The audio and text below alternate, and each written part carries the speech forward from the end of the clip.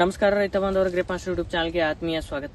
ಇವಾಗ ಎಲ್ಲ ದ್ರಾಕ್ಷಿ ತೋಟಗಳಿಗೆ ಆಲ್ಮೋಸ್ಟ್ ಶೇಂಡಾ ಟಾಪಿಂಗ್ ಆಗ್ಯಾವ. ಕೆಲವೊಂದಿಷ್ಟು ರೈತರ ಸಬ್ಕಿನ್ ಕೂಡ ಆಲ್ಮೋಸ್ಟ್ ಎಲ್ಲಾದರೂ ಮುಗಿದಾವ.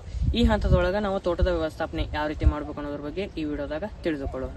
ಇವಾಗ ಕೆಲವೊಂದಿಷ್ಟು ರೈತರದ ಸಬ್ಕಿನ್ ಮಾಡುವ ಪದ್ಧತಿ ಬೇರೆ ಬೇರೆ ರೀತಿಯಾಗಿರ್ತೈತಿ. ಈ ಹಂತದಾಗ ಯಾರು ಇನ್ನೂವರೆಗೂ ಸಬ್ಕಿನ್ ಆಗಿಲ್ಲ, ಆದ್ರೆ ಈಗ ಒಂದು ಸಬ್ಕಿನ್ ಮಾಡೋ ಹಂತದೊಳಗೆ ನೀವೇನಿರ್ತಿರ್ಲಿಲ್ಲ, ನೀವೇನ್ ಮಾಡ್ಬೇಕಪ್ಪ ಅಂತಂದ್ರೆ 6+6 ಎಲೆಗೆ ಸಬ್ಕಿನ್ ಮಾಡ್ಕೋಬೇಕು. 6 ಎಲೆಗೆ ಸಬ್ಕಿನ್ ಮಾಡ್ಕೊಂಡಾದ್ಮೇಲೆ 6 ಎಲೆಗೆ ಶೇಂಡಾ ಟಾಪಿಂಗ್, ಅದಾದ್ಮೇಲೆ 6 ಎಲೆಗೆ ಮಾಸ್ಟರ್ ಟಾಪಿಂಗ್, ಮತ್ತೊಮ್ಮೆ ಶೇಂಡಾ ಟಾಪಿಂಗ್ ಮಾಡ್ಬೇಕು. ಈ ಹಂತದೊಳಗೆ ಕಡ್ಡಿ ಆರಿಸೋದು ತುಂಬಾ ಮಹತ್ವದಾಗಿರ್ತೈತಿ. ಯಾಕಂದ್ರೆ ನೀವು ಕಡ್ಡಿ ಆರಿಸೋದ್ರಿಂದ ಜಾಸ್ತಿಯಾಗಿ ಗರ್ದಿ ಇತ್ತಂದ್ರೆ ಗರ್ದಿ ಕಮ್ಮಿ ಆಗಿ ಸೂರ್ಯಪ್ರಕಾಶ ಎಲ್ಲ ಕಡ್ಡಿಗೆ ನೇರವಾಗಿ ಸಿಗುವಂತೆ ನೀವು ತೋಟದ ವ್ಯವಸ್ಥಾಪನೆ ಮಾಡಬೇಕು.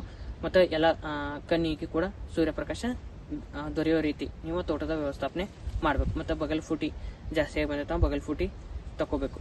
ಈ ಹಂತದೊಳಗೆ ತೋಟದ ರೂಟ್ ಡೆವಲಪ್ಮೆಂಟ್ ಕೂಡ ಸರಿಯಾಗಿ ಇಟ್ಕೋಬೇಕು. ಮತ್ತು ತೋಟದ ನೆಲದ ಆರೈಕೆ ಬೇಗನೆ ಬರುವ ರೀತಿ ನೀವು ಹೊಲದೊಳಗೆ ಕೆಲಸ ಕೂಡ ಮಾಡಬೇಕು. ಈ ರೀತಿ ವ್ಯವಸ್ಥಾಪನೆ ಮಾಡ್ಕೊಂಡು ಹೋಗ್ರಿ. ಈ ಹಂತದೊಳಗೆ ತೋಟಕ್ಕೆ ಯಾವ್ಯಾವ ರೀತಿ ಸಿಂಪರಣೆ ಮಾಡಬೇಕಪ್ಪ ಅಂತಂದ್ರೆ ನೀರು 200 litre, potassium schoenite 400 gram plus Ethrel 40ರಿಂದ 50 ಮಿಲಿ ಪ್ಲಸ್ ಟಿಲ್ಟ್ 30ರಿಂದ 40 ಮಿಲಿ ಈ ರೀತಿ ಸಿಂಪರಣೆ ಮಾಡ್ಕೊರಿ 200 ಲೀಟರ್ ನೀರಿಗೆ. ಇದರಿಂದ ಏನಾಗ್ತೈತಿ, ತೋಟದ ಗ್ರೋತ್ ಅಥವಾ ಶೇಂಡಾ ಜಾಸ್ತಿಯಾಗಿ ಬರತ್ತಿತ್ತಂದ್ರೆ, ಚಿಗುರು ಜಾಸ್ತಿಯಾಗಿ ಬರತ್ತಿತ್ತಂದ್ರೆ ಗ್ರೋತ್ ಮ್ಯಾನೇಜ್ಮೆಂಟ್ ಆಗಕ್ಕೆ, ಕಂಟ್ರೋಲ್ ಆಗಕ್ಕೆ ಅನುಕೂಲ ಆಗ್ತೈತಿ. ಮತ್ತು ಇದರಿಂದ ಗರ್ಭಧಾರಣೆ ವ್ಯವಸ್ಥಾಪನೆ ಆಗಕ್ಕೆ ಕೂಡ ಅನುಕೂಲ ಆಗ್ತೈತಿ. ಮತ್ತು ನಿಮ್ಮ ಕಡ್ಡಿ ಮೆಚುರಿಟಿ ಬೇಗನೆ ಬರಕ್ಕೆ ಕೂಡ ಅನುಕೂಲ ಆಗ್ತೈತಿ.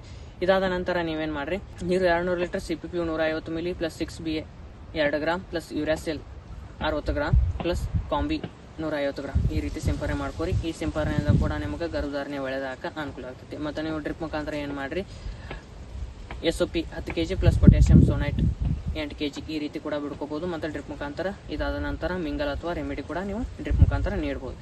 ಈ ಹಂತದೊಳಗೆ ನೀವು ಫಾಸ್ಫರಿಕ್ ಆಸಿಡ್ 2 kg ಕೂಡ ಯೂಸ್ ಮಾಡ್ಬೋದು. SOP ಫಾಸ್ಫರಿಕ್ ಆಸಿಡ್ ಅಥವಾ MOP ಫಾಸ್ಫರಿಕ್ ಆಸಿಡ್ ಈ ರೀತಿ ಕೂಡ ನೀವು ಯೂಸ್ ಮಾಡ್ಬೋದು. ಇದರಿಂದ ಏನಾಗ್ತೈತಿ, ನಿಮ್ಮ ಪ್ಲಾಟ್ನಾಗ ಪೊಟ್ಯಾಷ್ ಲೆವೆಲ್ ಜಾಸ್ತಿ ಆಗಕ್ಕೆ ಅನುಕೂಲ ಆಗ್ತದೆ. ಮತ್ತು ಇದರಿಂದ ಗರ್ಭಧಾರಣೆ ಬೆಳೆದಾಗ ಕೂಡ ಅನುಕೂಲ ಆಗುತ್ತೆ. ಈ ಹಂತದೊಳಗೆ ಮತ್ತೆ ನೀವು ರೂಟ್ ಡೆವಲಪ್ಮೆಂಟ್ಗಾಗಿ ಅಲ್ಟ್ರಾಸ್ಪೀಡ್ 2 ಲೀಟರ್ ಎಕರೆಗೆ ನೀಡಬಹುದು. ಇದರಿಂದ ನಿಮ್ಗೆ ರೂಟ್ ಮ್ಯಾನೇಜ್ಮೆಂಟ್ ಆಗಕ್ಕೆ ಅನುಕೂಲ ಆಗ್ತೈತಿ. ಮತ್ತು ರೂಟ್ ಎಲ್ಲಾದರೂ ಜಾಸ್ತಿ ಮಳೆಯಾಗಿ ನೀರು ನಿಂತ ಜಾಗದಾಗಿತ್ತ ಸ್ಟ್ರಕ್ ಆಗಿದ್ದು ಕೂಡ ರೂಟ್ ಚಾಲ್ತಿ ಆಗಕ್ಕೆ ಕೂಡ ಅನುಕೂಲ ಆಗುತ್ತೆ. ಇದೇ ರೀತಿ ವ್ಯವಸ್ಥಾಪನೆ ಮಾಡ್ಕೊಂಡು ಹೋಗ್ರಿ. ವಿಡಿಯೋ ಇಷ್ಟವಾದಲ್ಲಿ ಲೈಕ್ ಮಾಡಿ, ಶೇರ್ ಮಾಡಿ ಮತ್ತು ಕಾಮೆಂಟ್ ಮಾಡಿರಿ. ಮತ್ತು ಮುಂದಿನ ವಿಡಿಯೋದಾಗ ಭೇಟಿಯಾಗೋಣ. ನಮಸ್ಕಾರ.